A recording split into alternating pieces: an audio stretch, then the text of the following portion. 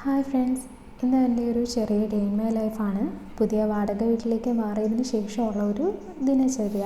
രാവിലെ എഴുന്നേറ്റ് ഞാൻ മുറ്റമൊക്കെ നല്ല വൃത്തിയാക്കും. ഇവിടെ ഇഷ്ടംപോലെ മരങ്ങളുണ്ടായതുകൊണ്ട് തന്നെ മൊത്തം കരിയിലയും ചുള്ളിക്കമ്പുകളുമാണ്. അപ്പം ഞാൻ ഈ ചുള്ളിക്കമ്പുകളെല്ലാം പറക്കി അടുപ്പ് കത്തിക്കാനായിട്ട് എടുക്കും. ഒരുപാട് വിറക് കിട്ടുന്നതുകൊണ്ട് തന്നെ ഞാൻ ഗ്യാസ് സിലിണ്ടർ ഒരു സൈഡിലേക്ക് മാറ്റി വെച്ചേക്കുവാണ്. അപ്പോൾ പാചകം ഫുൾ അടുപ്പിലാണ്. ചോറും കറിയും എല്ലാം ഞാനങ്ങ് അടുപ്പിലാക്കും.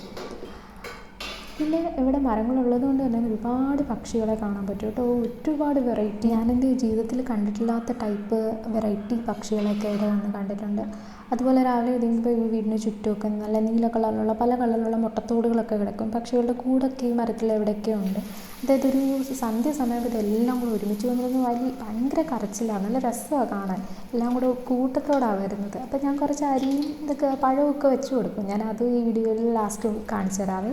എന്നിട്ട് ഞാൻ രാവിലത്തെ കാപ്പിയൊക്കെ റെഡിയാക്കി ചായയൊക്കെ കുടിച്ചിരിക്കുന്ന സമയത്ത് നമ്മുടെ ബാക്കിലുള്ള ഒരു മതിലിൽ കൂടെ ഒരാൾ നടന്നു പോകും. അപ്പോൾ ഞാൻ ആദ്യമായിട്ട് കാണാം കേട്ടോ. നല്ല ഭംഗിയുള്ളൊരു, അപ്പോൾ അതിൻ്റെ വാലിനൊക്കെ നല്ല കട്ടിയുണ്ട്. നല്ല ഭംഗിയുള്ളൊരു പൂച്ചയായിരുന്നു കേട്ടോ.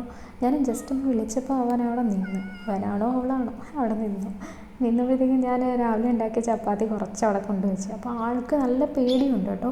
ഞാനിനി ഉപദ്രവിക്കുമോ എന്നൊക്കെ ഉള്ളൊരു പേടിയുണ്ട്. അതിങ്ങനെ പേടിച്ച് വന്നെടുത്ത് ആ മതിലിൻ്റെ അങ്ങേ സൈഡിൽ കൊണ്ടുവച്ച് അത് കഴിച്ചു.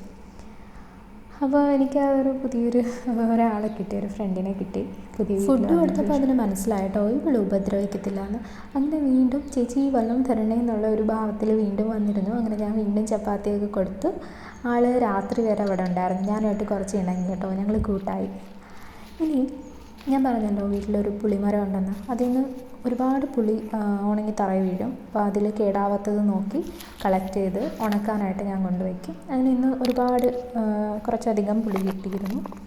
ഇത് കഴിക്കാനൊക്കെയാണ് മെയിനായിട്ട് ഈ ബേർഡ്സ് വരുന്നത് കേട്ടോ. ഇതിനു മുൻപ് ഇവിടെ താമസിച്ചിരുന്നവർ ഉപയോഗിച്ചിരുന്ന കലവും കുറേ കുപ്പികളൊക്കെ ഇവിടെ ഉണ്ട് കേട്ടോ. അപ്പോൾ ഞാൻ 2-3 ദിവസമായിട്ട് വിചാരിക്കുന്നത് ഇതിനെ ഒരു പ്ലാന്റ് പോട്ടായിട്ട് മാറ്റണം. സമയം കിട്ടിയപ്പോൾ 2-3 എടുത്ത് പെയിൻ്റ് അടിച്ച് അതിൽ കുറച്ച് പ്ലാന്റ്സ് ഒക്കെ വെച്ച്.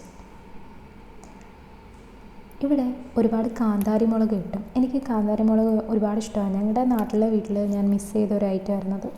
അപ്പോൾ ഇവിടെ അത് കിട്ടിയപ്പോഴത്തേക്കും ഞാൻ അച്ചാറിടാമെന്ന് കരുതി. ഇത് ഞാൻ ഈ നമ്മൾ ലെമൺ ജ്യൂസ് ഉണ്ടാക്കിയിട്ട് പിഴിഞ്ഞിട്ട് ബാക്കി വെക്കുന്ന നാരങ്ങയുടെ തോടാട്ടോ. ഞാനത് കളയത്തില്ല. അതിൽ ഉപ്പിട്ട് സൂക്ഷിച്ച് വെച്ചേക്കും. എനിക്ക് അച്ചാറിട്ട് കഴിക്കാൻ എനിക്ക് ഭയങ്കര ഇഷ്ടമാണ്. അതുപോലെ ഞാൻ പറഞ്ഞില്ലേ പക്ഷികൾക്ക് അരിയും അവിലും ഒക്കെ വെച്ച് കൊടുക്കുന്നത്. അപ്പോൾ ഈ ഒരു ചിരട്ടയ്ക്കകത്ത് ഞാൻ വെച്ച് കൊടുക്കും. ഈ കല്ലിൻ്റെ മുകളിൽ ഇങ്ങനെ വെച്ച് കൊടുക്കും. അപ്പോൾ ഞാനതിന്ന് വെച്ച ഉടനെ ഈ കാക്കയാണ് വന്ന് കഴിച്ചത്. ആളെല്ലാം കഴിക്കുന്നുണ്ടായിരുന്നു. തട്ടിയിട്ടെങ്കിലും അതെല്ലാം അവിടെ നിന്ന് കൊത്തിപ്പറക്കി കഴിക്കുന്നുണ്ടായിരുന്നു. ഇത് ഇപ്പോൾ ഞാൻ ഈ കഥകിൻ്റെ ഇടയ്ക്കൂടെ ഈ കാക്ക അറിയാതെ വീഡിയോ എടുക്കുക കേട്ടോ. ഇങ്ങനെ പക്ഷികൾ കാണെടുക്കുമ്പോൾ അതങ്ങ് പറന്നു പോകും.